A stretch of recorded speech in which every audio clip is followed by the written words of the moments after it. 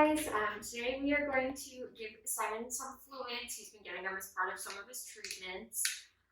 He's going to eat breakfast while we're doing this because it's kind of a nice distraction while cats are getting fluids and they're not as aware of what you're doing. Beforehand, this is his bag, and then he does need a new needle. We want to use a fresh one every time we give fluids so it's more sterile. So these little ones just twist off out of here. So then to put the new one on, you just got to take this little cap off and then twist it down in, which is now ready to go for him.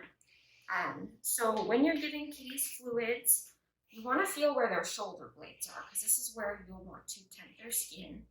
So what you'll do is you'll kind of pinch here because it makes this nice little bubble right in there and you can kind of feel it.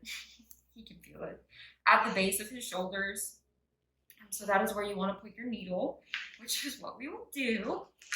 So we will tent his skin, kind of feel it again, and then we will place our needle.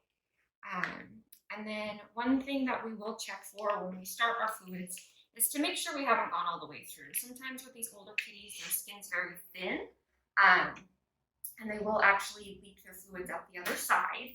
So to start our fluids, this is what's holding them off right now. So we just unroll this, and then we can see on here that it is dripping, which means we are in between the skin, which is where we want to be.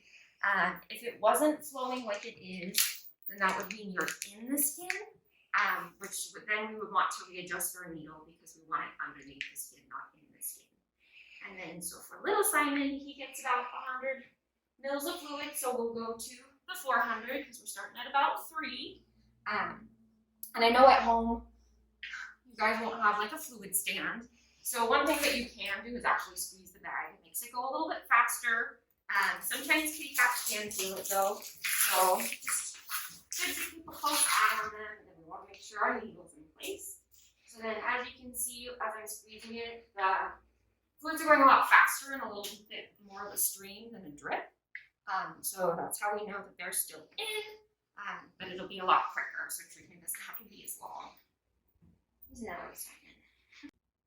All right, well now Simon is done with his fluids. He's gotten a little over 100 milliliters, so now we can take the needle out. So what we will do is we will close our line off because this makes it so it is stopped flowing, so there's no more fluids going.